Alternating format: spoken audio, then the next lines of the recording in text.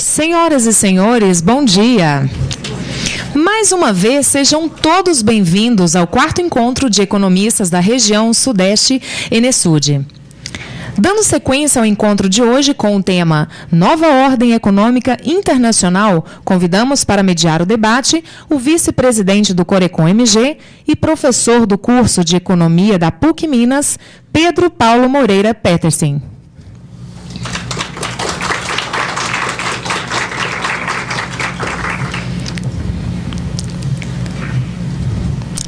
Convidamos para compor a mesa como debatedores o presidente do Corecon SP, Manuel Henriques Garcia.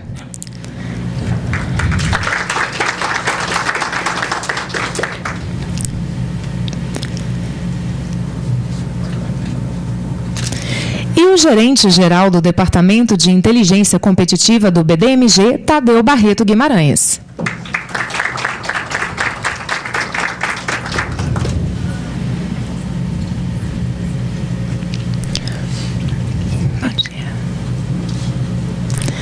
Convidamos também o palestrante ministro Mauro Borges Lemos.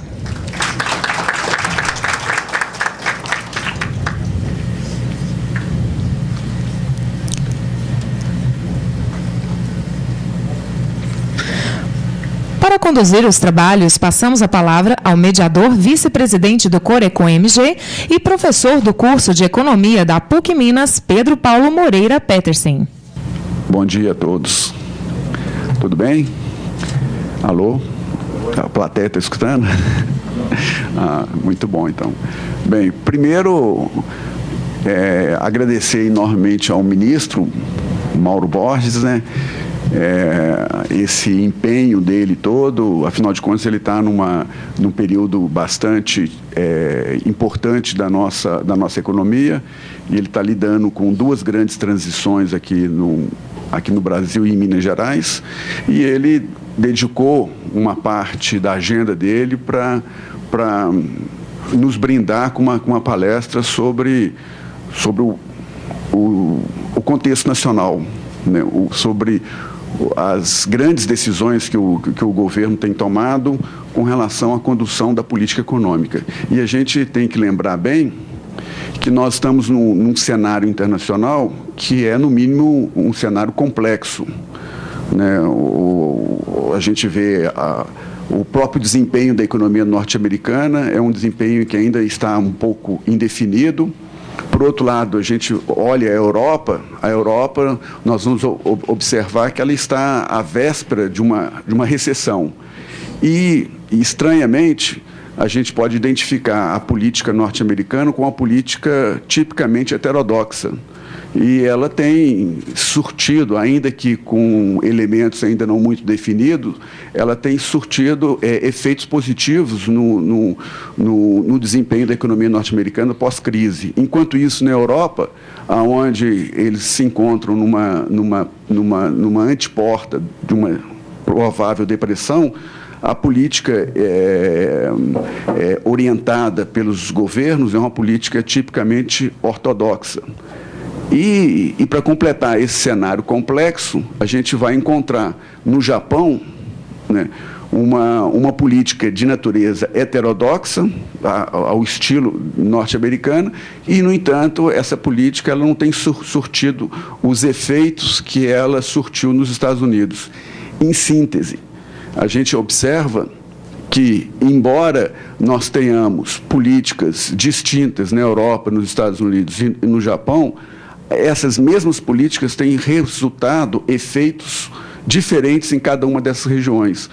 O que, de certa forma, eu posso remeter na nossa palestra de ontem, mostrando que o relevante na produção de políticas econômicas está muito mais ligado a uma visão pragmática e não propriamente uma visão de orientação estritamente restrita às escolas de pensamento econômico. O que importa, portanto, é que haja um certo pluralismo na concepção das políticas econômicas como forma de poder orientar melhor o desempenho das nossas respectivas economias. Bem, é nesse cenário de complexo, né, nesse cenário internacional, que não está suficientemente claro, é que nós vamos ouvir, né, as decisões que o governo tem tomado, com o intuito de produzir um ambiente econômico mais favorável internamente. E eu passo a palavra, né, ao nosso conferencista, Mauro Borges, e depois nós vamos escutar algumas observações dos nossos debatedores. E eu passo, então, a palavra ao ministro. Obrigado, ministro. Pedro, muito obrigado. É um grande prazer de estar de volta a casa. E muito bom, né, estar aqui com amigos de longa data. É sempre bom a gente trocar ideias também num ambiente familiar, que é esse aqui. Tem muitos ex-alunos que eu estou vendo aqui. Então, realmente, assim, né, eu praticamente devo conhecer 80% da plateia. Então, é um privilégio muito particular essa oportunidade. Bom, eu gostaria, então, de cumprimentar todos vocês. Eu não vou me alongar na formalidade, tratando-se de um ambiente muito familiar para mim, né? Então, é um grande prazer estar aqui com todos vocês e estar compartilhando essa mesa tão nobre dos três colegas aqui, e a gente ter uma oportunidade de conversar. Eu vou aproveitar, né, esta oportunidade de colocar um pouco o que seria, né, a agenda brasileira nessa nova ordem econômica mundial. A gente tem tentado construir essa agenda. Não é uma agenda fácil, dado a diversidade tanto da conjuntura internacional muito diversa e da conjuntura também doméstica, que não é que também não é uma conjuntura favorável. É um momento importante de ajuste da economia brasileira. Então, é um período particularmente difícil. Não esquecer que nós estamos caminhando para o 6º, né, ano cravado de crise mundial.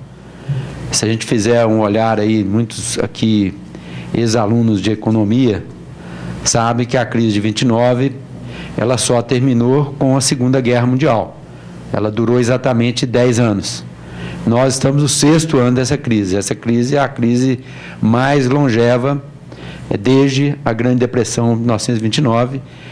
O quadro internacional não é simples, principalmente no âmbito dos países centrais.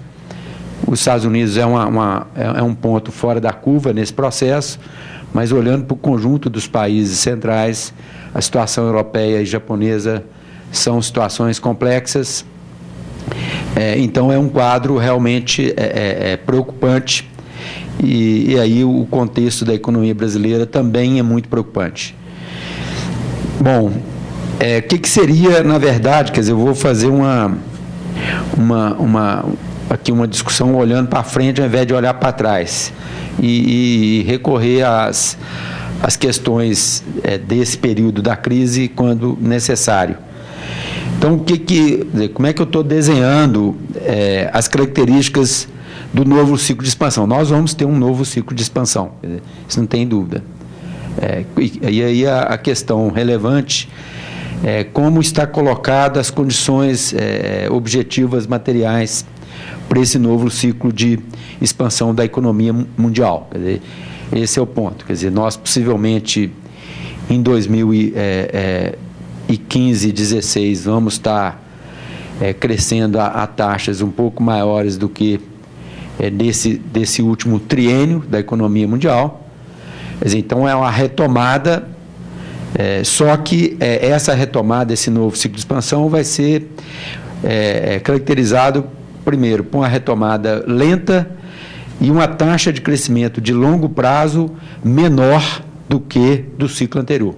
Então, esse eu acho que é a primeira coisa relevante. Quer dizer, considerando o ciclo da primeira década, né, do milênio, 2000, nós tivemos um ciclo de expansão puxado pela economia chinesa e demais países emergentes, inclusive o Brasil, que conseguiu, junto com os Estados Unidos, apesar da situação da economia europeia e japonesa já debilitada no ciclo de expansão anterior, nós conseguimos ter uma taxa média de crescimento muito elevada da economia mundial e do comércio mundial, né, dado o papel protagonista que a China teve e ainda um peso considerável da economia americana. A taxa de crescimento dos Estados Unidos ele teve na média do crescimento mundial do último ciclo. Então, os Estados Unidos não foi uma contribuição negativa para o ciclo de expansão. Quer dizer,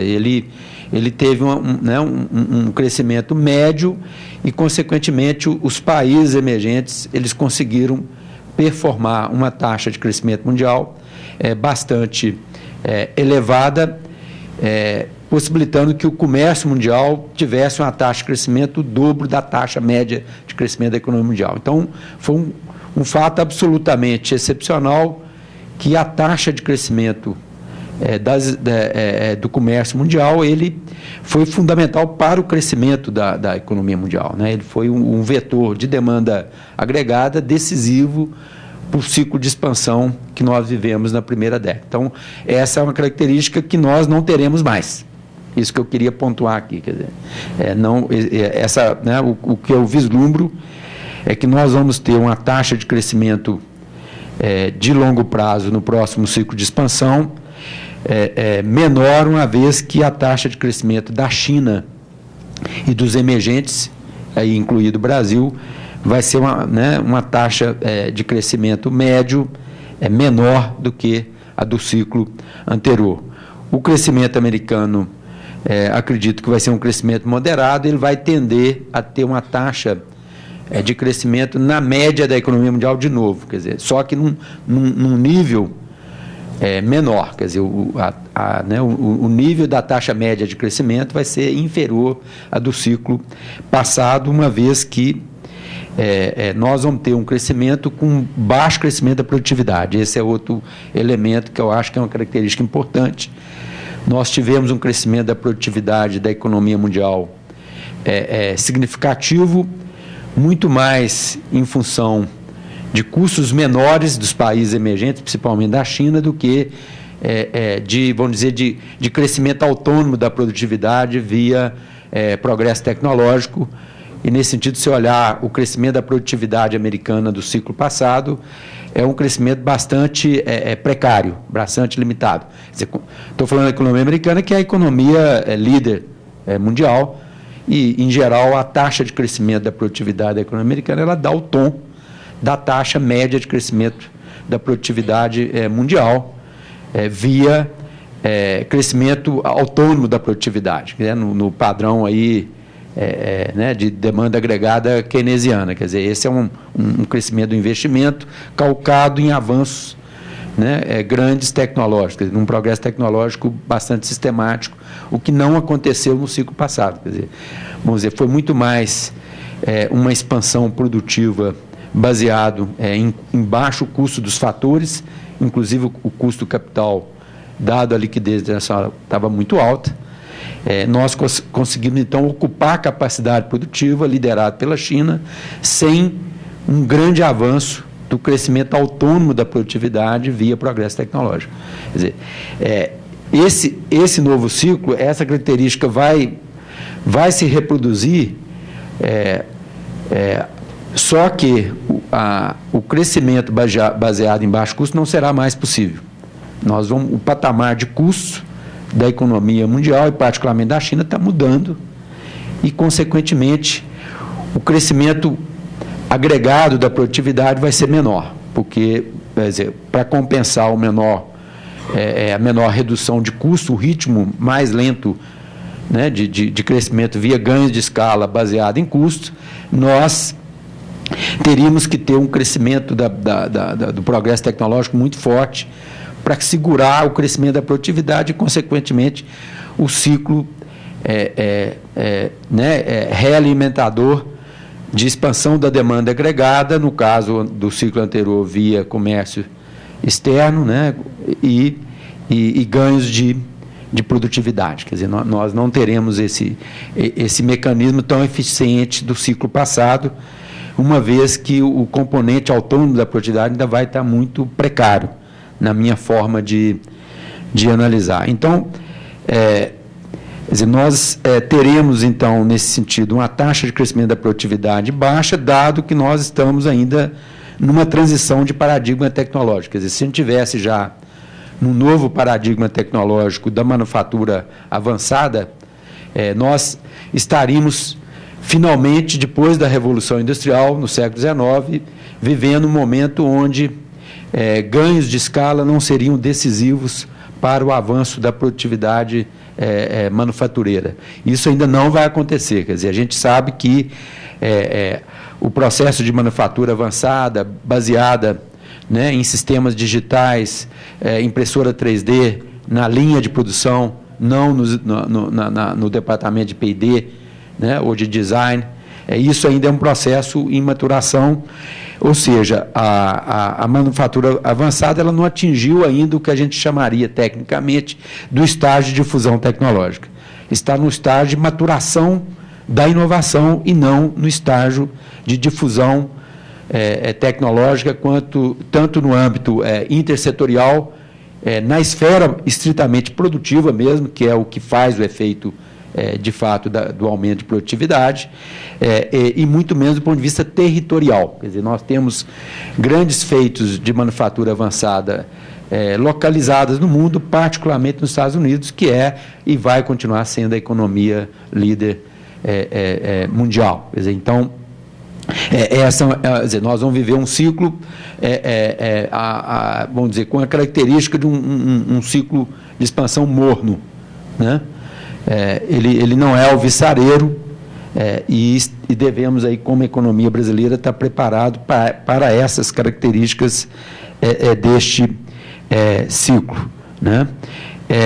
Eu diria que, quer dizer, esse ciclo ele também é caracterizado pelo fato que nós teremos uma potência econômica produtiva, que é a China, e teremos uma potência tecnológica financeira, que é os Estados Unidos. Quer dizer, então, nós temos, então, né, uma ordem econômica multipolar, quer dizer, ela, né, caminhando ela é basicamente bipolar, mas nós temos também ainda um protagonismo importante da Europa e do Japão e dos países emergentes como o Brasil. Então, quer dizer, uma caracterização mais geral, ela é multipolar, quer dizer, liderada por duas grandes potências econômicas, uma potência produtiva.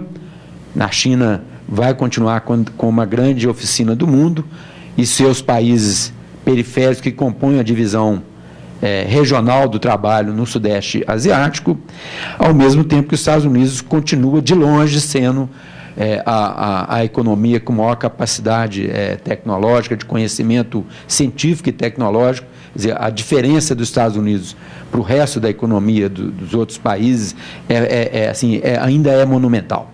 Não é uma diferença pequena, ela é uma diferença enorme. O estoque de conhecimento dos Estados Unidos é muito mais alto, e a capacidade de fluxo, de geração de conhecimento também ainda é muito mais veloz do que das outras economias, mesmo olhando que a China está num processo de catch-up.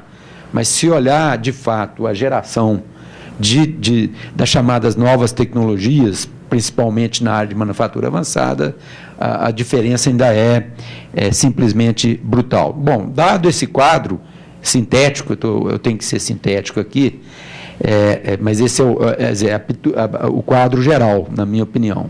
Essa que é a característica do que nós vamos enfrentar daqui para frente. O que é a estratégia brasileira nessa nova ordem econômica internacional? Quer dizer, qual é a estratégia do Brasil frente a esse quadro, né? Primeiro, então a gente divide essa estratégia brasileira, vamos dizer, numa estratégia comercial internacional e uma estratégia do ponto de vista de políticas domésticas, né, para simplificar também. Então, são dois grandes blocos que eu vejo, e é a agenda que o governo vem trabalhando já desde 2010, mas é uma agenda difícil, de longa maturação, construção difícil de consensos internos, muito conflito de interesse dentro das estruturas de capital, quer dizer, por exemplo, né, o setor financeiro e o setor produtivo têm conflitos evidentes. Quando você pega, por exemplo, né, um acalorado debate que houve no período eleitoral sobre o papel do BNDES, no fundo é um forte conflito de interesse do que são os interesses do capital financeiro no Brasil, o que são os interesses do capital produtivo. Quer dizer, né, nesse período eu recebi inúmeros empresários de todos os setores da indústria, de serviços, e assim, todo mundo fala, não, né, não é possível que vai mexer no BNDES. E o setor financeiro fala, tem que mexer no BNDES. Então, independente, quer dizer, da discussão do mérito, quer dizer, eu acho que, na verdade, o setor financeiro tem questões também importantes um redesenho do papel do BNDES. Quer dizer, nós temos que ter um ponto de equilíbrio para pensar os instrumentos de financiamento a longo prazo no Brasil.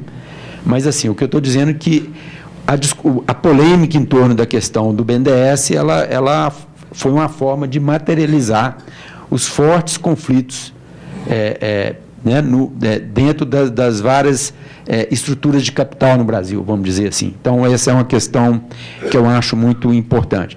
Bom, então, dentro disso, o que seria, né, na visão do governo, quer dizer, aí eu ainda falando como chapa branca, né, mas de um cara que também preocupa em olhar não só nas questões de justificar o que o governo fez, mas de olhar principalmente do ponto de vista estratégico do país.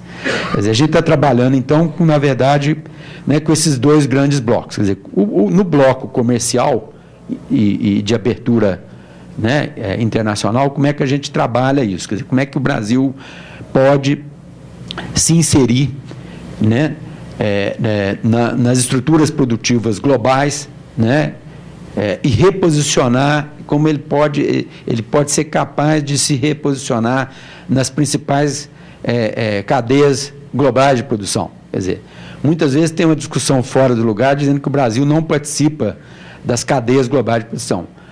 É óbvio que o Brasil participa das cadeias globais de produção. O Brasil é um grande player, porque ele é um dos maiores produtores de commodities do mundo. Pode-se discutir, sim, que ele está mal posicionado nas cadeias globais de produção, mas que ele não está inserido, isso não é uma coisa razoável. Para vocês terem uma ideia, o Brasil hoje ele tem uma corrente de comércio de 500 bilhões de dólares. No início dos anos 2000, a corrente de comércio do Brasil era de pouco mais de 100 bilhões de dólares.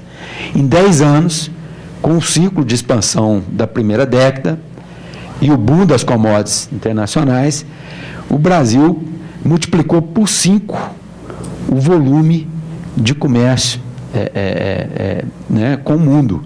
Quer dizer, ele aumentou de 100 para 500 em 10 anos. Quer dizer, se aumenta de 100 para 500, a nossa inserção nas cadeias globais de produção aumentou enormemente. Quer dizer, então, calma aí. Né? Então, tem muita coisa mal colocada na imprensa. A imprensa tem um nível de superficialidade muito grande, muitas vezes tem conduzido o debate na sociedade de uma forma equivocada.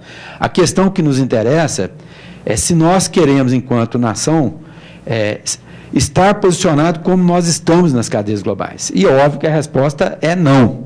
Não nos interessa essa inserção. É uma inserção periférica nas cadeias globais. Quer dizer, isso é uma questão maior, na verdade, é um desafio muito maior do que uma simples questão rasteira que nós não estamos inseridos nas cadeias globais. Estamos muito fortemente, mas estamos mal posicionados. Nós estamos trabalhando com 3 grandes eixos de como dar um salto na inserção internacional brasileira. Quer dizer, temos alguma alternativa que é retroceder e ter uma política protecionista no Brasil? É óbvio que não. Ninguém aqui é maluco, né, na segunda década desse século de fazer uma afirmação dessa. Seria uma coisa absurda. Né? Não tem nenhuma estratégia, quer seja do governo atual ou da plataforma da oposição, que vai propor uma coisa nesse nível. Quer dizer, todo mundo, óbvio, quer mudar a inserção brasileira e, nesse sentido, ampliar a inserção internacional do Brasil. A questão é como fazer. Quer dizer, a divergência não é o que a gente quer fazer. Todo mundo quer fazer coisas muito parecidas. Nós temos uma meta de joelho, vamos dizer, que qualquer um de nós concordaria, qualquer plataforma político-partidária concordaria. Quer dizer, o Brasil tem que aumentar o seu nível, vamos dizer, de abertura comercial, medida que, simplificamente, pela relação corrente comércio PIB, na faixa que nós estamos hoje, que é 22%, próximo aos Estados Unidos. Os Estados Unidos, em geral, está 1 ponto, 1,5 ponto à frente do Brasil, depende de como você mensura a taxa de câmbio. Se você mensura a taxa de câmbio pela paridade do poder de compra, estamos praticamente iguais ao nível de abertura dos Estados Unidos. Se for medido pela taxa de câmbio oficial, estamos aproximadamente a 1,5 dos Estados Unidos. O nível de abertura hoje dos Estados Unidos na taxa de câmbio oficial é 23,5%, do Brasil é 22%. Por razões óbvias também, quer dizer, aí é outra simplificação. Aí vem, muitas vezes, a imprensa falar, o Chile tem uma abertura de 70%. O Chile, gente, é uma economia menor do que Minas Gerais, do que a economia mineira. Então, calma aí. O Chile é um país agrário, primário, exportador, e nós somos uma potência industrial com todas as dificuldades. Mas o Brasil conseguiu fazer industrialização. E uma potência global. Quer dizer, então, calma aí, nós somos a 7ª economia do mundo, é outro tipo de escala que nós estamos pensando. Quando você analisa o grau de abertura comparativamente a países do nosso tamanho, que é a forma correta de fazer, o Brasil, quer dizer, ele tem que fazer um esforço de ser mais aberto do que a economia americana, porque a economia americana tem um mercado doméstico muito grande. Quer dizer, então, ela tem um dinamismo doméstico que, mesmo com a revolução do ponto de vista de criação de um mercado de consumo de massa no Brasil, que ocorreu efetivamente desde a reforma monetária com o Plano Real, e depois o governo Lula ele fez uma política intencional de distribuição de renda. É claro que a reforma monetária e o fim da hiperinflação era decisivo, você não poderia fazer política de inclusão no crescimento econômico brasileiro sem a reforma monetária. Quer dizer, então, foram dados 2 passos, a reforma monetária com o Plano Real, consolidada nos 2 governos Fernando Henrique Cardoso, e aí uma política intencional de crescimento inclusivo, que deu o resultado, que é criar uma sociedade de consumo de massa no Brasil. Mesmo assim, os Estados Unidos têm uma sociedade de consumo de massa muito, muito maior do que o Brasil. Nesse sentido, a nossa taxa, o nosso nível de abertura tem que ser maior do que a americana. Quer dizer, não é confortável ter o mesmo nível de abertura dos Estados Unidos. Então, aí a segunda coisa, o Brasil não é um país exatamente fechado, quer dizer, ele tem um nível de abertura próximo ao maior economia do mundo, que é a economia americana, mas para nós é insuficiente. Quer dizer, nós, como um país emergente, temos que ter um nível de abertura maior. Quer dizer, o número, a conta de padeiro que todo mundo chega é em torno de 25% de nível de abertura, que já é muito alto. O nível de abertura, para o tamanho da economia brasileira, para sair de 22% para 25%, seria uma grande meta para o novo ciclo de expansão. Quer dizer, então, é isso que se quer quando a gente fala de uma agenda de abertura comercial. Essa agenda, na nossa visão, está estruturada em 3 eixos. Eixo 1, que é o multilateralismo, eixo 2, que é parceiros estratégicos comerciais, e eixo 3, que é a integração produtiva sul-americana. Rapidamente, eixo 1 tem uma janela de oportunidade, quer dizer, uma vez que o acordo de Bali foi ratificado pela Índia, a Índia tinha negado a ratificação do acordo de Bali no prazo estabelecido, que era 30 de agosto. Isso foi um retrocesso do ponto de vista do avanço da agenda de multilateralismo no âmbito da Organização Mundial de Comércio. E, finalmente, como já desde o início eles tinham colocado para nós, os indianos, tinha que ter um acordo com os Estados Unidos e um acordo com a Europa em particular, que é uma maior liberdade para a Índia poder fazer uma política de subsídio para a sua agricultura familiar. Uma vez que foi selado esse acordo com os americanos, foi possível retomar a agenda de Doha, baseada em facilitação de comércio, que é o Acordo de Bali. Quer dizer, então, essa agenda para o Brasil é fundamental, não porque a política externa do governo Dilma é uma política terceiro-mundista, bolivarianista, um tanto de bobagem que tem sido falada, mas o Brasil, desde sempre, desde o regime militar, tem uma política de multilateralismo, independente do colorado partidário do governo de plantão, gente. Vamos ser realistas. Por quê? Porque o Brasil é um global player. O Brasil não interessa fazer, quer dizer, ter uma política com o mundo que seja uma política de alinhamento automático com os americanos. Nunca foi. Nunca foi e não será. E nos interessa estrategicamente, como estruturalmente um global player, que o multilateralismo seja sempre uma agenda permanente de qualquer governo que esteja aí, independente do colorido partidário desse governo. Então, vamos despartidarizar isso aí, despoluir. A agenda de multilateralismo nos interessa profundamente. O Brasil tem dado passos unilaterais muito importantes nessa agenda. Nós estamos implantando uma plataforma de comércio exterior que vai reduzir substantivamente o custo de transação de comércio exterior brasileiro. Ontem foi feita a primeira entrega do governo, que é o sistema de anexação eletrônica de documentação. Quer dizer, não vai precisar mais, a partir de hoje, de transar documentos físicos entre vários entes aduaneiros. Quer dizer, você tem uma plataforma única, onde toda a documentação baseada em um determinado CNPJ pode ser feita para análise dessa mercadoria que vai ser exportada, e os entes aduaneiros adequados, quer dizer, se é, por exemplo, um produto farmacêutico, a Anvisa vai estar envolvida. Se não é um produto aduaneiro e é um produto agrícola, é o MAPA que vai estar envolvido junto com a Receita Federal. Quer dizer, então, tanto o Ministério da Indústria e Comércio Exterior quanto o Ministério da Fazenda construíram, né, um single window, uma janela única, um portal único de implantação até 2017. Só para vocês terem um histórico disso aí, o Brasil, no início dos anos 90, naquele período heróico da abertura comercial unilateral que o governo Collor fez, a gente implantou um sistema de comércio exterior, Siscomex, que, à época, a plataforma brasileira era o estado da arte no mundo.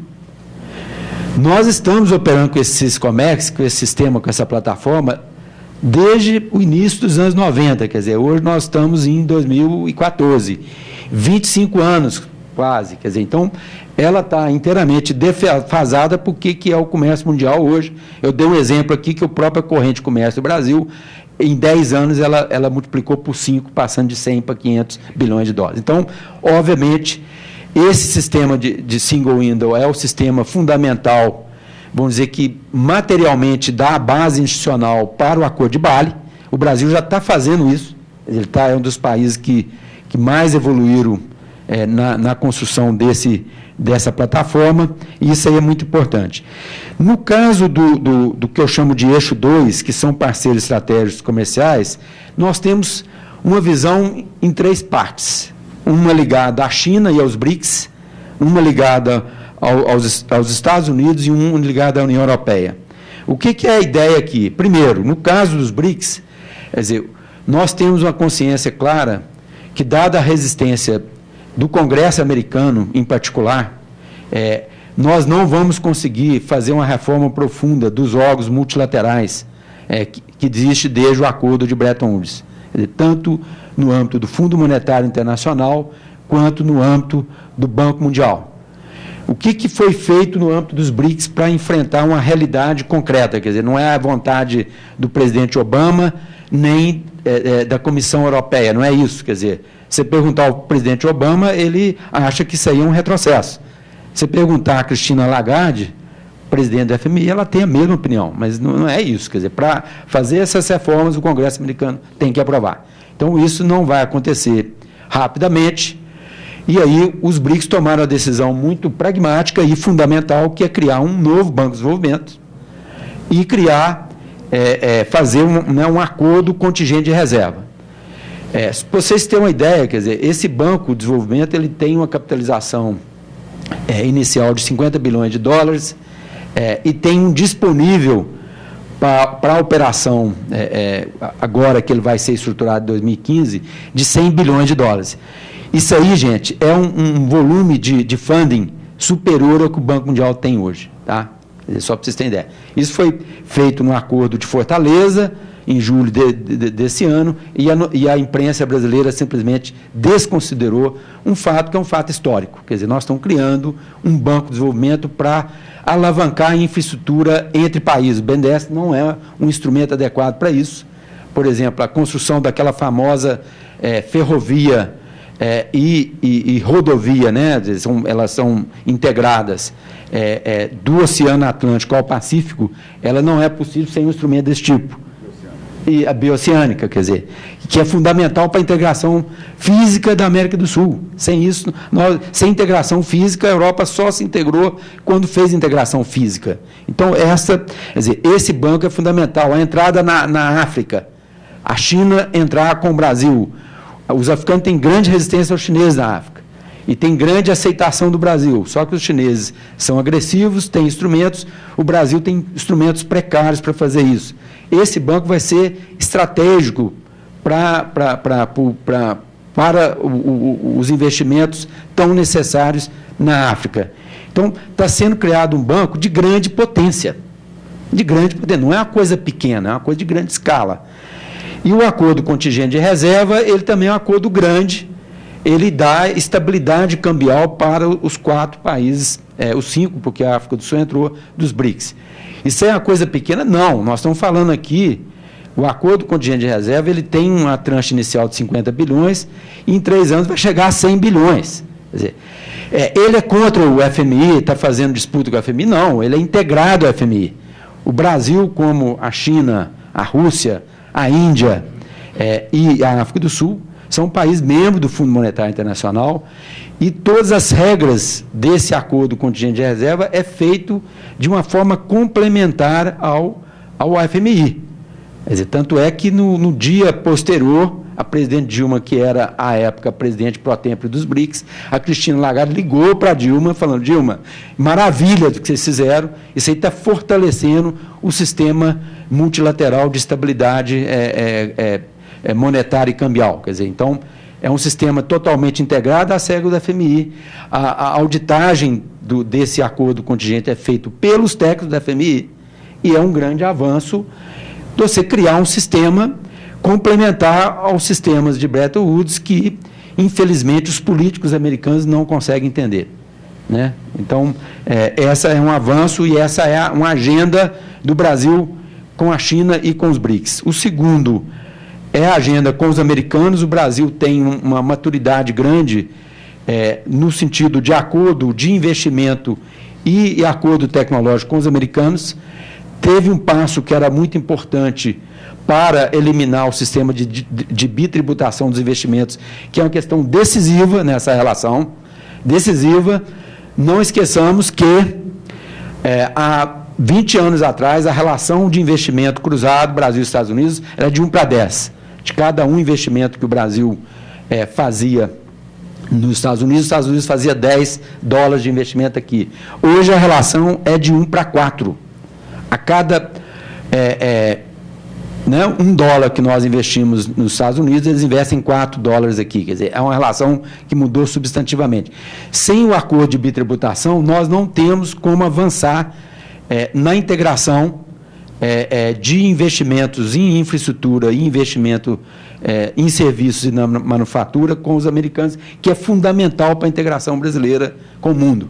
Quer dizer, por quê? Porque os Estados Unidos continuará sendo, por muitas e muitas décadas, a liderança tecnológica do mundo. Quer dizer, então, isso é fundamental para a gente avançar, inclusive, na parte dos acordos tecnológicos e de harmonização de regras e normas técnicas, fundamental para a fruição do comércio. A questão tarifária, do acordo tarifário com os americanos, é a questão menos relevante. A questão fundamental é o acordo de investimento. E para acordo de investimento tem que eliminar a bitributação. Então, essa agenda foi interrompida com o estresse que a agência de inteligência americana acabou vasculhando a confidencialidade de vários governos do mundo, o alemão, o brasileiro, etc., e teve um estresse. Não foi feita a visita de Estado como estava programada neste ano, e essa visita de Estado está programada agora, proximamente, possivelmente em março ou abril. A presidente Dilma vai aos Estados Unidos para uma visita de Estado, e essa visita de Estado é fundamental para tocar essa agenda. Essa agenda tem muita maturidade, inclusive porque ela é fundamentada em termos empresariais pelo Fórum de CEOs Estados Unidos, Brasil. Esse Fórum de CEOs tem trabalhado junto com os dois governos essa agenda já por em torno de 5 anos. Então, é uma agenda relativamente muito amadurecida. E, finalmente, a questão do acordo amplo comercial com a União Europeia. Quer dizer, a nossa proposta está pronta já desde o primeiro semestre desse ano. O Brasil tem uma proposta amarrada para um acordo Mercosul-União Europeia. Tivemos, sim, uma resistência dos argentinos durante muitos meses, né? Tive que ir a Buenos Aires várias vezes para negociar com os argentinos, negociação duríssima. Hoje nós temos uma proposta de Mercosul fechada. Estava havendo a mudança na Comissão Europeia, foi eleita a nova Comissão Europeia, que vai retomar essa negociação, e eles vão fazer a consulta aos seus países membros. Nós devemos estar fazendo a troca formal de ofertas no primeiro semestre agora de 2015. Isso é fundamental para o Brasil, por uma razão muito simples. Quer dizer, dos 3 grandes parceiros comerciais do Brasil, nós estamos fazendo um acordo de livre comércio com o parceiro mais frágil, do ponto de vista competitivo, que é o razoável. Não vamos começar com o mais competitivo, que é os Estados Unidos. Os Estados Unidos vão fazer o que deveríamos ter feito há mais tempo, que é um acordo de investimento que é fundamental. O acordo tarifário depois vai entrar como um resultado da intensificação dos investimentos cruzados da economia brasileira com a economia americana, uma vez que as firmas brasileiras vão estar muito mais presentes nos Estados Unidos, e aí é natural uma redução tarifária que já é muito baixa na relação bilateral Brasil-Estados Unidos. Então, no caso da Europa, não. Quer dizer, a Europa tem muitas estruturas de proteção e é fundamental um acordo de livre comércio com a Europa. O fato de ter muitas empresas multinacionais europeias aqui, quer dizer, o Brasil, uma base produtiva manufatureira importante da economia brasileira, é baseada em capital europeu. Obviamente que um acordo de livre comércio nos interessa fortemente do ponto de vista de integração produtiva. Então, esse acordo está inteiramente maduro e conseguimos celebrar, eu acho, a troca de ofertas em 2015. Quer dizer, mais ou menos, aproximadamente, nós vamos fazer uma oferta de 87% do comércio bilateral. Quer dizer, 87% do comércio bilateral do Mercosul com a União Europeia será desgravado num cronograma de 15 anos. Esse cronograma ele é cuidadoso, ele foi negociado detalhadamente com a indústria, todos os setores. Nós estamos há 3 anos negociando com a indústria brasileira, e a gente acha que esse vai ser um avanço decisivo para a abertura comercial e a integração produtiva brasileira. Finalmente, a integração sul-americana. Quer dizer, só para vocês terem uma informação, quer dizer, o Brasil tem acordo de complementação econômica com todos os países da América do Sul. Todos os países, no âmbito da ALAD. Como que está isso hoje? Quer dizer, muitas vezes é falar, o Brasil não faz acordo. Nós temos acordo com todos os países. Qual que é o problema de um acordo do Brasil com os países da América do Sul? Vamos pegar os maiores, que são os mais relevantes. Colômbia, Peru e Chile, né? São os maiores além do Mercosul. A dificuldade é que esses países, como todo mundo aqui sabe, eles tiveram uma industrialização muito precária. Então, eles têm uma resistência muito grande de fazer desgravação tarifária. E nós aprendemos ao longo desse processo que, sem um acordo de investimento, para haver relocalização industrial de elos das cadeias brasileiras para esses países, no sentido de incrementar seu processo de industrialização, nós não vamos avançar muito nesses acordos. Quer dizer, a gente tem um acordo de complementação econômica com países do Bloco do Pacífico que prevê desgravação zero para 100% dos produtos em 2019. A proposta brasileira é antecipar para 2016. Por que nós podemos fazer isso? Podemos fazer isso porque, no âmbito da LAD, nós podemos negociar com os vizinhos sul-americanos, independente dos argentinos. Nós temos mandato para negociar sozinho a antecipação de cronograma com o Bloco do Pacífico, que é isso que a gente está fazendo.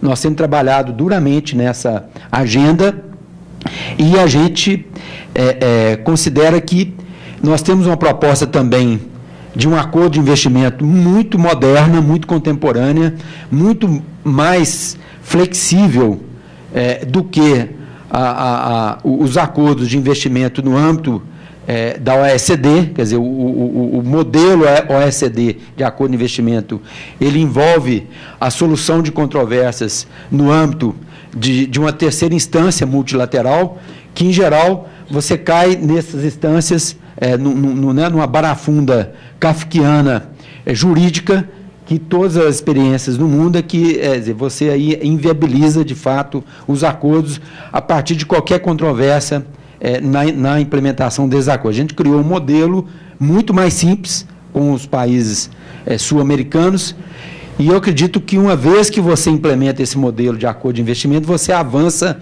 no processo de desgravação. Quer dizer, as duas coisas têm que avançar juntas.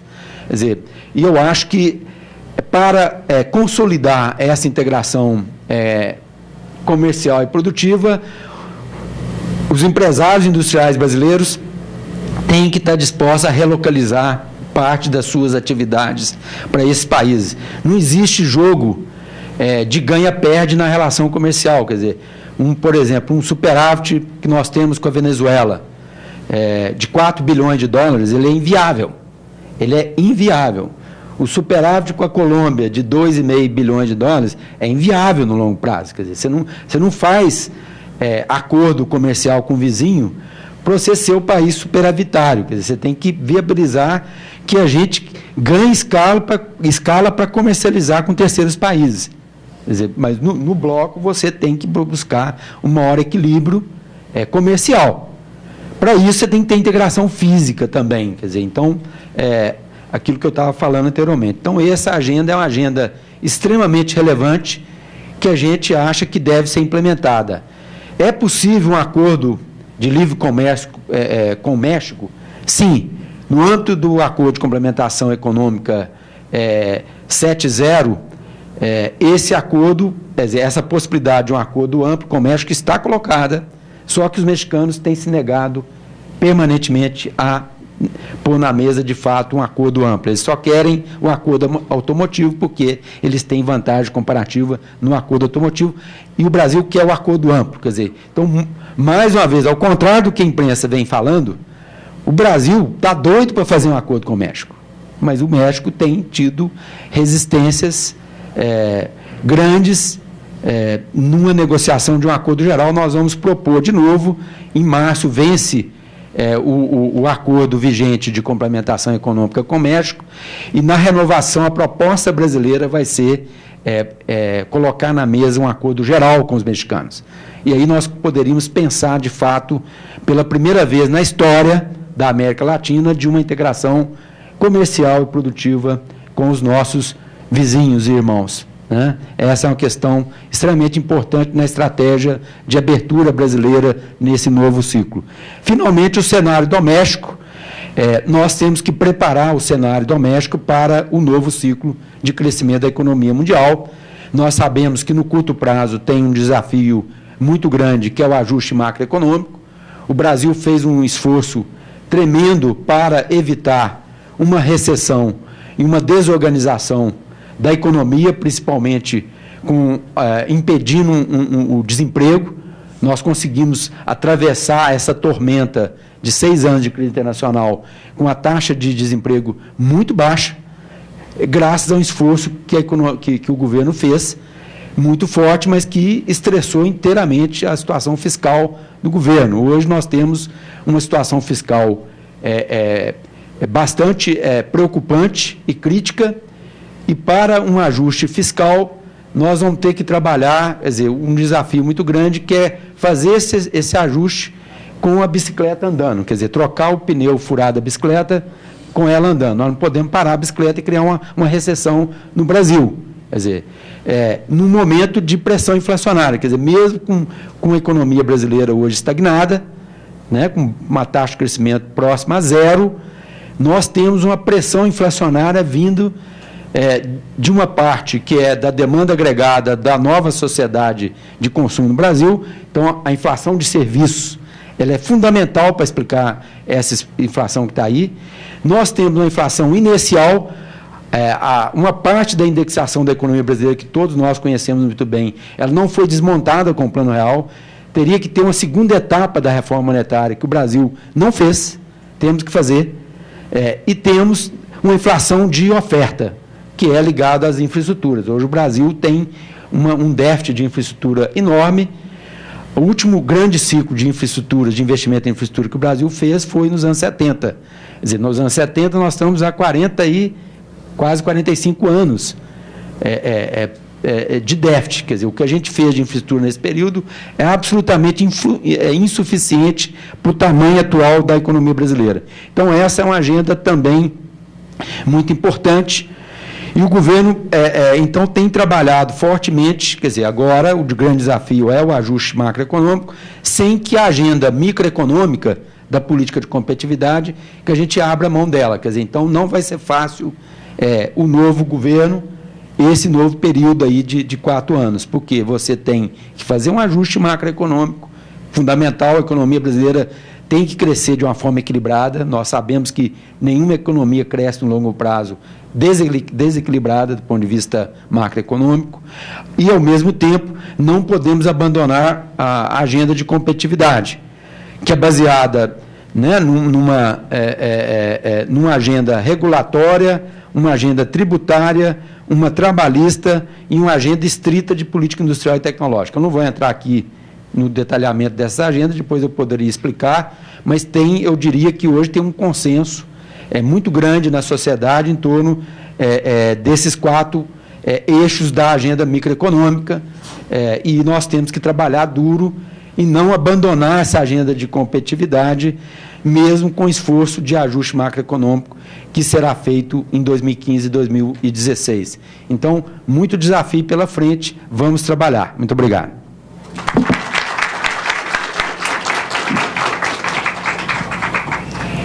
Bem, eu agradeço a palestra do ministro Mauro Borges, e eu vejo nessa palestra uma síntese de um policymaker com uma formação acadêmica sólida.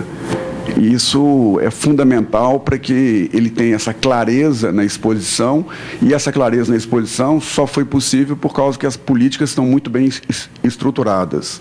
Então, eu agradeço muito o ministro Mauro, mas ainda mais ao professor Mauro, por ter nos presenteado com esse cenário claro. E passo a palavra aos debatedores, inicialmente ao nosso presidente, né, da Ordem dos Economistas e presidente do Corecon São Paulo, o Manuel Henrique Garcia, e em seguida eu passo a palavra para o Tadeu Guimarães, que é gerente geral do Departamento de Inteligência e Competitividade do BDMG. Presidente. Obrigado. Ministro Mauro Borges, fiquei muito satisfeito com a sua colocação sobre o papel que o senhor tem desempenhado à testa do Ministério do Desenvolvimento, Indústria e Comércio. Eu creio que as ações que o senhor já tomou e as que estão em andamento muito contribuirão para que a economia brasileira vença esses desafios que estão presentes, e alguns deles o senhor bem os colocou. Mas eu vou fazer uma complementação, colocando uma questão que me deixa muito preocupado, que é a questão do setor externo. Nós sabemos que a indústria brasileira, décadas passadas, foi extremamente pujante. Tínhamos ao final dos anos 70, um parque industrial de causar inveja aos países industrializados. Éramos um país subdesenvolvido à época, mas dentre os subdesenvolvidos tínhamos uma indústria extremamente competitiva. Ministro, ao longo dos anos e das décadas, e em particular nesses últimos 10 anos, e não foi a única ocasião, em outras ocasiões também, os governos, de maneira geral, se veem tentados a utilizar a taxa de câmbio extremamente valorizada para combater a taxa de inflação. Ao fazer isso, destrói-se a competitividade da indústria, destrói-se também a produtividade da indústria, na medida em que também nessa última década, os salários cresceram muito acima da taxa de inflação. Então, houve ganhos de produtividade que foram repassados aos trabalhadores, sem que eles dessem algo em troca. E com isso, taxa de câmbio extremamente valorizada, salários crescendo acima da produtividade, uma estrutura fiscal extremamente injusta para o setor industrial e os gargalos da infraestrutura que não foram combatidos nesses últimos 12 anos. A política se centrou no crescimento exclusivamente do consumo das famílias, teve um sucesso extraordinário nos primeiro mandato e meados do mandato do presidente Lula, mas que depois mostrou sinais de cansaço e não se obteve nenhum resultado adicional ao longo desses últimos 4 anos. O senhor está à testa de um ministério extremamente importante e sabe que quando um país atinge quase 4% de déficit na conta corrente, é para a gente colocar a mão na cabeça e dizer algo de errado está ocorrendo no país e algo de muito terrível pode vir a ocorrer nos próximos 2 ou 3 anos, se não forem tomadas as medidas suficientes. Que perigo eu vejo na frente, senhor ministro? Estamos com 375 bilhões de reservas, apregoa o Banco Central. Só que o próprio Banco Central, no relatório de outubro, não tive oportunidade de ver ainda o de novembro, estava vendido em 110 bilhões em swaps de câmbio. Então já não temos 375 bilhões de dólares. Estamos com um rombo na conta corrente e a previsão da balança comercial, o senhor sabe melhor que eu, é de 0. Praticamente vai zerar a balança comercial, não vamos ter provavelmente nenhum superávit. Mas estamos com 83 bilhões de dólares de déficit na conta corrente. Este ano de 2014, o ano de 2013, o ano de 2012 é um número parecido. E alguém pode dizer, veja, professor Manuel, entram 60 bilhões de dólares a título de investimento estrangeiro direto. Muitas vezes, nem a imprensa e muitos colegas professores também não sabem o significado de investimento estrangeiro direto, que está escrito no artigo 1º da Lei 4131. São máquinas, equipamentos, tudo e qualquer material que vinha a ser incorporado nas multinacionais que existem, que estão no Brasil. Vírgula, inclusive dinheiro. Não se paga a dívida externa com máquinas e equipamentos. Dívida externa ou o financiamento do déficit paga-se com dinheiro. Então eu tenho uma preocupação, porque estamos atingindo 4% do PIB. E quando um país atinge o 4% do PIB, pode haver um ataque especulativo nos próximos momentos do tempo. Espero que isso não venha a ocorrer. Mas é um motivo de preocupação. O segundo motivo de preocupação que o senhor bem colocou é a questão do déficit fiscal. Esse, então, é um problema nosso. Embora o outro também seja um problema nosso. A taxa de câmbio a R$ 1,50 por dólar durante anos seguidos, que quebrou inúmeras empresas porque agiram de maneira especulativa, é verdade, mas que quebrou outras tantas porque não tem competitividade no comércio internacional. Essa taxa de câmbio, junto com salários reajustados acima da inflação, destruíram a indústria. Ainda há tempo porque é um problema nosso. Mas temos que combater um outro grave desequilíbrio que o senhor bem colocou, que é a questão do déficit do setor público. Houve uma contabilidade muito criativa, dividendos que não existiam foram dados às estatais para que o Tesouro fizesse o seu fechamento. Não fechou, não há superávit fiscal e temos um BNDES que, nas palavras da própria Presidente da República, precisa ser reformulado, porque, a meu ver, discordo um pouco do que o senhor colocou, porque não é papel do BNDES dever 440 bilhões de reais para o Tesouro Nacional, e não é papel do BNDES deixar que o Tesouro Nacional capte a 11,25%, agora será a 11,75%, e empreste para meia dúzia de afortunados, de amigos do rei, a 5%, que é a taxa de juros de longo prazo. Não vejo como essa taxa de juros possa ser equalizada sem que o contribuinte mais adiante pague o preço. Economia com crescimento zero não mantém taxa de desemprego a 5% ao ano. O ajuste fiscal vem e será muito forte. A economia brasileira provavelmente vai ter muitas dificuldades, tanto na área interna, déficit fiscal, quanto na área externa, que mais me preocupa, conforme eu disse anteriormente. Mas, com todo respeito, vi com muito bom grado, o parabenizo pelo trabalho que o senhor tem realizado à testa do Ministério. Eu sei, e lhe digo, não é culpa sua que a taxa de câmbio esteja valorizada. Não é culpa sua que o déficit fiscal esteja nessa altura do campeonato. Mas, de qualquer forma, me sinto honrado a estar nessa mesa e poder participar dessa discussão.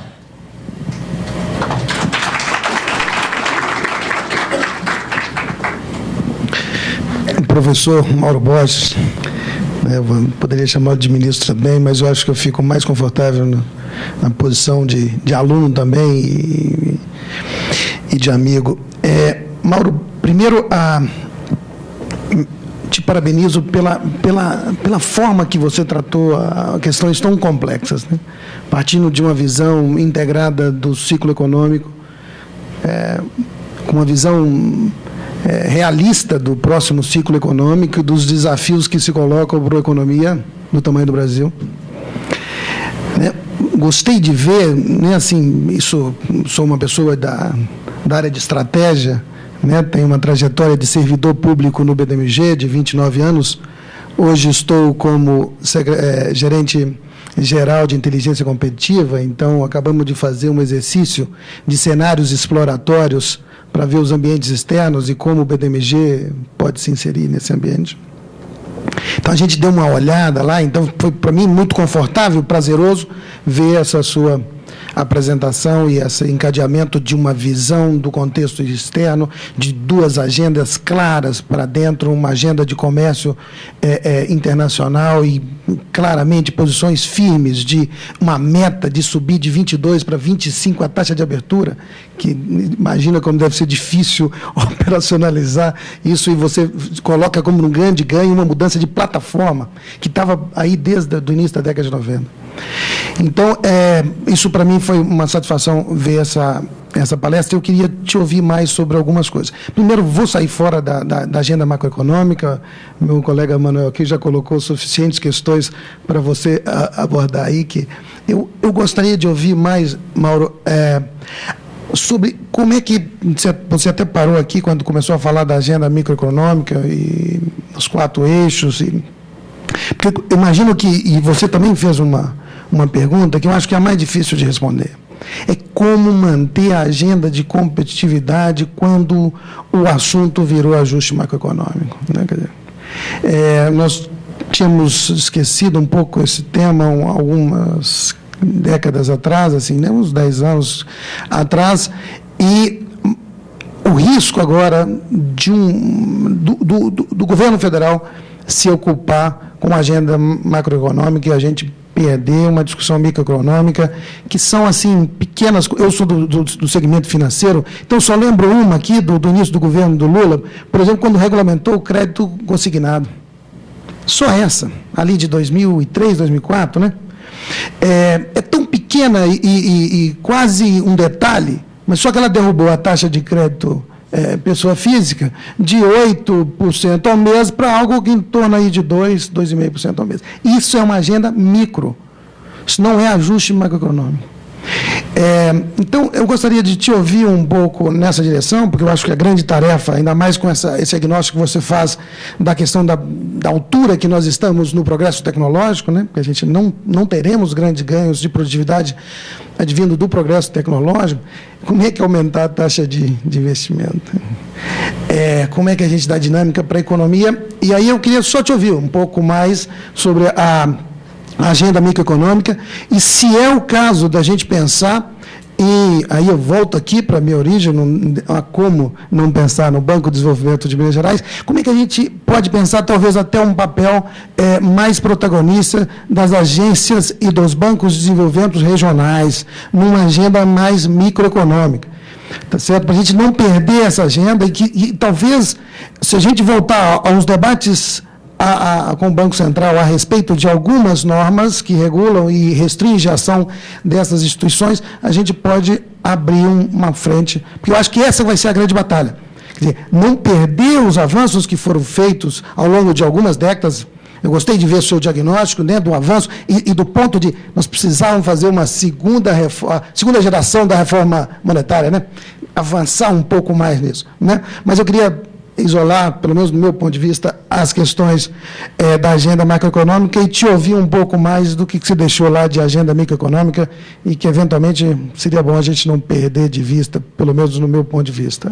É isso. Muito obrigado.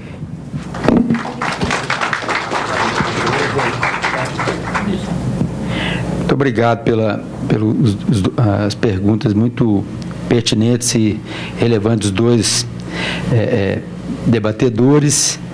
As questões colocadas pelo Manuel, do ponto de vista, eu considero, assim, as questões substantivas, eu concordo, e é uma fonte de preocupação. Quer dizer, primeiro, o déficit em conta corrente de 4%, quer dizer, ele é muito alto, e a razão disso é o desempenho da balança comercial. Quer dizer, nós temos um problema estrutural da conta corrente brasileira, que é o fato do peso que o capital estrangeiro tem no Brasil. Então, a remessa, lucros, dividendos e royalties, ele pega muito fortemente a balança de chamados balança de rendas ou de serviços fatores. Quer dizer, então, a balança de serviços de fatores no Brasil ela é muito pesada pela estrutura de capital do setor produtivo brasileiro. Então, o saldo da balança comercial é fundamental para o equilíbrio da balança de balança de pagamento e da conta corrente, né, especificamente. Então, eu acho que esse ponto é fundamental. Uma vez que a indústria manufatureira perdeu fortemente competitividade, a gente tem, na verdade, nós estamos caminhando esse ano, na verdade, nem é para zerar, nós vamos ter um déficit marginal comercial. A previsão nossa lá do Ministério que nós devemos ter um déficit em torno de 2 bilhões de dólares. Estou sendo aqui absolutamente, mais uma vez, eu sempre, nesse período meu como ministro, eu acho que a atitude da sinceridade me ajudou demais, e aí a própria imprensa me resguarda bastante. Acho que é por isso que eu jogo muito aberto. Então, nós vamos ter um déficit, sim. Eu acho que esse é um sinal vermelho, não é amarelo, é vermelho.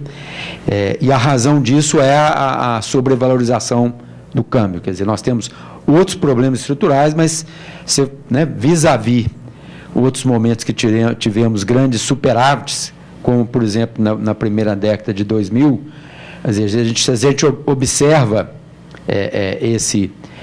essa situação, o que se analisa? Quer dizer, na verdade, esse superávit, os problemas estruturais como infraestrutura, todos existiam. O Brasil não tinha uma bela infraestrutura, em 12 anos nós scrapped a infraestrutura brasileira, ela está defasada há 40 anos.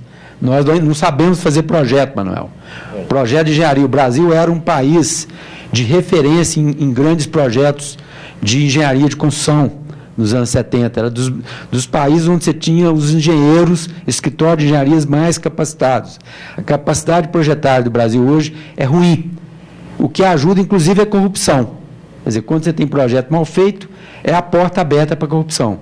Projetos bem feitos é um instrumento concreto dos controles, quer seja a CGU, a AGU, poder, né, Tribunal de Contas, com projetos bons. Projetos ruins, você de fato abre um espaço enorme para a corrupção. Quer dizer, então, de fato, a capacidade projetária nossa, nós desaprendemos a fazer investimento em grandes infraestruturas. Estamos reaprendendo, quer dizer, a modelagem que tem aí, que é a parte da agenda microeconômica, tem uma modelagem de concessões privadas extremamente relevante.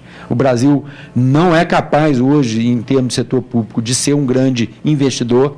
Ele consegue fazer aporte de recursos para investimentos privados com um sistema de regulação que seja compatível e atraia capital privado. Quer dizer, então, isso, eu acredito, Tadeu, é fundamental na agenda microeconômica. Quer dizer, nós demos passos importantes.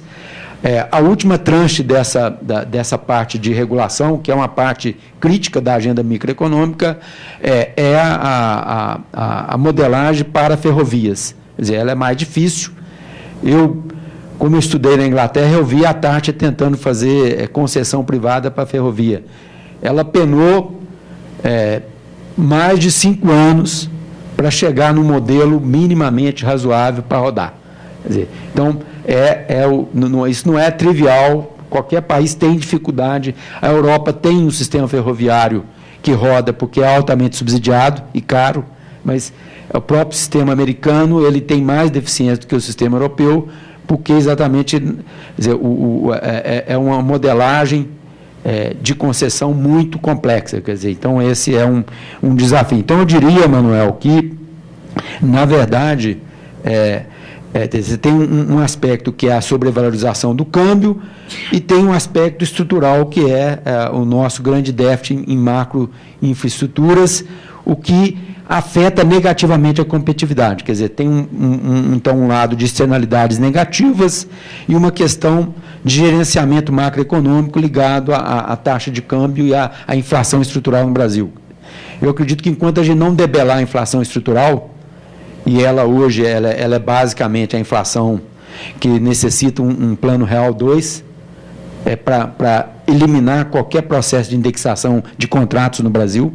Isso aí é decisivo para realimentar a inflação se você tem um componente de demanda tão forte como foi a entrada desses 40 milhões de novos consumidores no Brasil. Isso você tem um vetor de serviço que pressiona a inflação e, como a economia é indexada, você reproduz esse processo. Então, é muito complicado.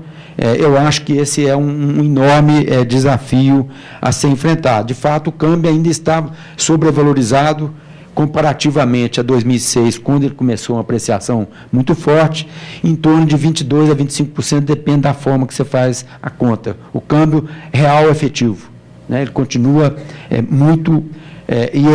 e sem superávit comercial, nós não temos como enfrentar o problema estrutural da conta corrente, dado as características da origem do capital da economia brasileira. Quer dizer, isso aí eu considero que essa é a equação, na verdade. Quer dizer, a questão da dívida pública, ela é fundamental. Quer dizer, nós fizemos um esforço muito grande para não desorganizar a economia. Teve racionalidade fiscal também. Quer dizer, isso aí mas não podemos discutir esse nível de gerenciamento aqui fiscal, né, na mesa, não teria jeito de aprofundar, mas eu acho que também envolve problema de gerenciamento da economia, quer dizer, e tem um problema que é uma estratégia que o governo teve de impedir a recessão, que aí custou, isso custa dinheiro, isso tem custo fiscal. O BNDES é isso, quer dizer, eu acredito que a opção do BNDES foi correta, quer dizer, ela não é sustentável no longo prazo. Aí só fazer um reparo, quer dizer, não é meia dúzia de apaniguados. Eu vou te falar aqui a estrutura de desembolso hoje, porque senão fica muito ideológica a discussão, ela não fica técnica. Tenho dificuldade de fazer aqui um discurso mais político ideológico, eu não acho que é bom. Quer dizer, a estrutura de desembolso hoje fala o contrário que você disse. Quer dizer, hoje, na verdade, o desembolso para a indústria é em torno de 30%, do recurso do BNDES, desembolso para serviço em torno de 30% e desembolso para infraestrutura em torno de 40%. Quer dizer, essa é a estrutura de desembolso do banco. Se você olha de dentro da estrutura de desembolso, a parte de infraestrutura, inexoravelmente, ela envolve empresas maiores. Você não tem, em função de escala, na área de construção, as empresas são maiores, em qualquer lugar do mundo. Isso não é uma invenção brasileira. Na parte de serviço, que é 30% do desembolso hoje, você tem, na verdade, um número de pequenas e médias empresas enorme. Quer dizer, o cartão BNDES hoje desembolsa 12 bilhões por ano, gente. Isso aí pega microempreendedores. E na indústria, você tem uma carteira que, só para te dar um dado, das 1.000 maiores empresas industriais brasileiras, 80% é coberta pelo BNDES. Quer dizer, sem o BNDES, a indústria de bens de capital teria sido eliminada no Brasil. 80%. Então, não é meia dúzia, não. Quer dizer, estou falando 80% de 1.000, que são 800 grandes empresas fundamentais para o que você disse que é o Parque Fabril Industrial Brasileiro. Então, eu acho que essa discussão não dá para ser colocada nesses termos. O BNDES foi um instrumento decisivo. Óbvio que é insustentável aportes do Tesouro para fazer investimento de longo prazo e fazer o funding do BNDES. O BNDES tem que buscar funding fora do Tesouro Nacional, evidente, não é sustentável, como uma política anticíclica altamente justificável, mas não é sustentável em termos fiscais e temos que estruturar hoje uma estrutura, uma estrutura de financiamento de longo prazo no Brasil, com fundings, usando principalmente poupanças semicompulsórias, na minha opinião, principalmente a parte de fundos de pensão.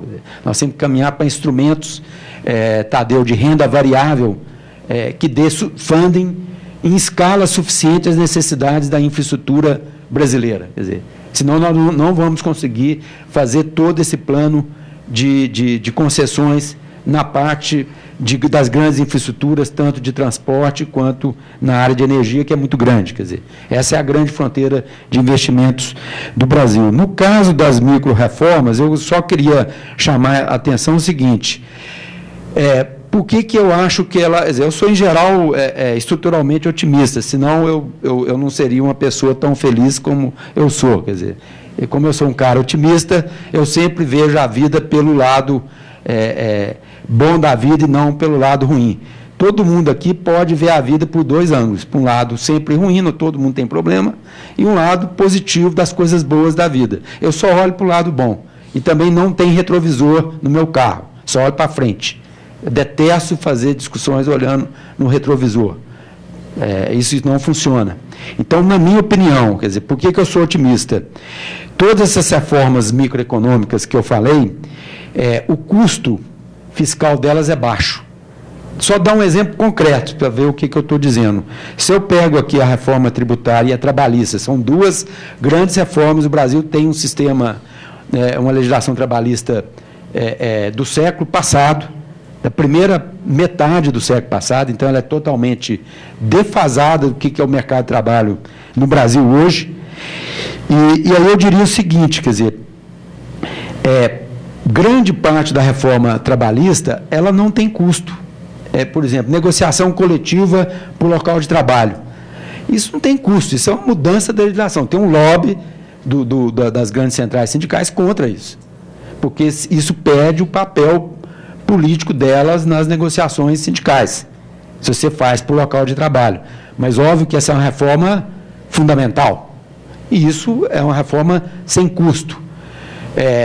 As normas regulamentadoras de trabalho que tanto oneram a indústria hoje. Pegar uma NR12, nova regulamentadora número 12, que especifica bens de capital novos para a indústria. Quer dizer, do jeito que ela tem um nível de exigência maior do que máquinas estado da arte importadas da Alemanha.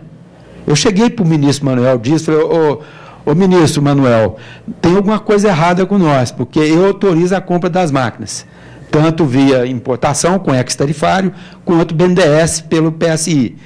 E você autua as empresas que compram as máquinas lá no chão de fábrica. Então, tem alguma coisa errada. Quer dizer, o custo de regulação disso aí é zero, não tem custo fiscal. No caso da reforma tributária, também, por incrível que pareça, o custo da reforma tributária é neutro do ponto de vista fiscal. Por quê? Quais são os dois grandes tributos do Brasil hoje? O maior tributo é o ICMS e o segundo maior tributo é os dois tributos integrados, que é o PIS/COFINS. No caso do PIS/COFINS, nós temos uma reforma tributária pronta. E como que você poderia ter uma reforma do PIS/COFINS neutra? Quer dizer, essa reforma, dependendo da calibragem que você faz, ela custa, no Brasil, entre 20 e 30 bilhões de reais. Se você elimina todos os regimes tributários especiais, hoje, no governo federal, você tem uma montanha de regimes tributários especiais, exatamente porque o sistema tributário brasileiro é maluco. Quer dizer, então, para ter um mínimo de competitividade nas cadeias produtivas, você tem que fazer regimes tributários especiais. Uma reforma geral do PIS/COFINS eliminaria os regimes tributários especiais. O custo hoje dos regimes tributários especiais é da ordem de 20 a 25 bilhões de reais. Então, você pode fazer uma reforma neutra do ponto de vista da reforma do tributo federal maior. No caso do ICMS, falta 4 estados para aderir à reforma do ICMS, que é a unificação da alíquota e a eliminação da guerra fiscal. Quer dizer, então, todas as contas já foram feitas que a passagem da origem para o destino, da maior percentual da tributação, o estado que mais vai ganhar, observem, é o estado de São Paulo. Quer dizer, deveria ser o contrário, né? Quer dizer, onde está a base industrial da exportação de bens, é onde deveria ser penalizado. Ao contrário, a guerra fiscal hoje está tão disseminada e o custo disso para os governos estaduais é tão alto que uma reforma hoje, São Paulo é dos estados que defendem hoje a reforma do ICMS. Então, fazer essas duas reformas, nós estaríamos fazendo aí 70% da reforma tributária no Brasil, com custo relativamente baixo. Quer dizer, então, e do ponto de vista da política industrial, quer dizer, uma política industrial moderna, como a gente estruturou o Plano Brasil Maior, tirando a parte defensiva, que foi para segurar as pontas nesse período, a essência da política industrial, ela é uma política, fundamentalmente, uma política de inovação tecnológica. Quer dizer, então, ela é, nesse sentido, relativamente barata. Quer dizer, pegar o programa nosso, que é realmente um programa é um instrumento estado-da-arte de política de inovação no mundo. Obviamente que a gente não ia fazer uma coisa meia bomba, nós temos assim um instrumento o mais avançado usado na Europa, China e Estados Unidos, que é o Nova Empresa. Ele tem um desembolso inicial, de 32 bilhões, nós já desembolsamos até agora, em 1 ano e meio, quer dizer, de que saiu o programa, 20 bilhões já contratados, quer dizer, muito alto, o nível de eficiência muito alto desse programa. 30 bilhões para o Brasil, num programa de 30 bilhões com orçamento para 4 anos, é relativamente pequeno. Então, eu acho que dá para fazer as micro-reformas, quer dizer, e tem mais um conjunto de micro-reformas aqui que estaria na agenda, por exemplo, abertura e fechamento de empresa. O ministro Afif Domingos, que conhece profundamente esse assunto, tem feito um trabalho de ampliação do Super Simples Nacional e que vai resultar numa redução enorme do tempo para, principalmente, de fechamento de empresas, que é muito alto no Brasil, é maluco, completamente kafkiano. E o custo disso é baixíssimo. Ou seja, se você olha, por exemplo, o custo dessa plataforma comum de comércio exterior, single window, negócio super avançado, etc. Sabe quanto que vai ficar isso? 300 milhões de reais. O custo da plataforma do Portal Único, que é uma revolução no Brasil. Nós vamos passar o tempo médio de comércio exterior de 15, 16 dias para 7 dias, em média. 300 milhões de reais. Então, é coisas que só, assim, quando você põe na caneta, você vê que... Então, dá para fazer as micro-reformas com o forte ajuste macroeconômico que terá, sim, que ser feito nesses próximos 2 anos.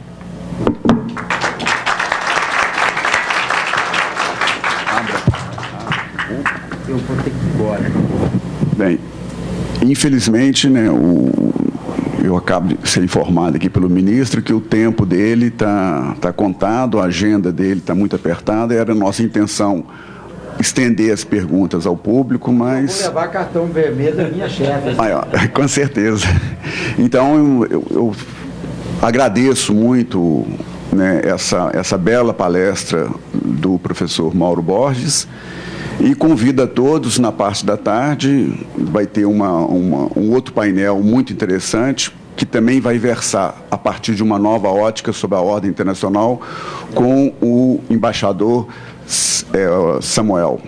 Então, Samuel Pessoa. Então, eu com certeza que não é o Samuel Pessoa, não. É o Samuel Pinheiro. Samuel Pinheiro. O Samuel Pessoa, um economista, físico, e aí nós vamos chamar o embaixador Samuel Pinheiro. Pinheiro Guimarães. Então, eu agradeço novamente. Obrigado, Pedro. E boa tarde para todo mundo. Obrigado. Convidamos agora o vice-presidente do Corecon MG e professor do curso de Economia da PUC Minas, Pedro Paulo Moreira Petersen, para fazer uma homenagem ao palestrante ministro Mauro Borges Lemos.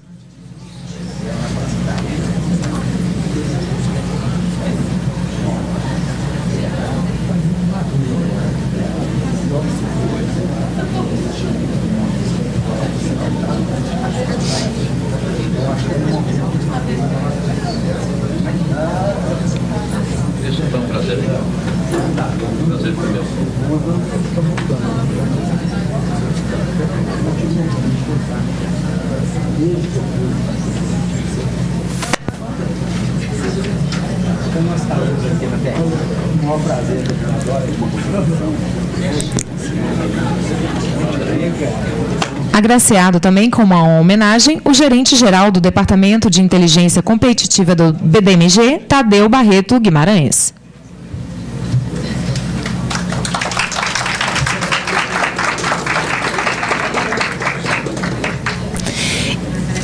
E, por fim, recebendo também uma homenagem, o presidente da Ordem dos Economistas do Brasil, Manuel Henriques Garcia.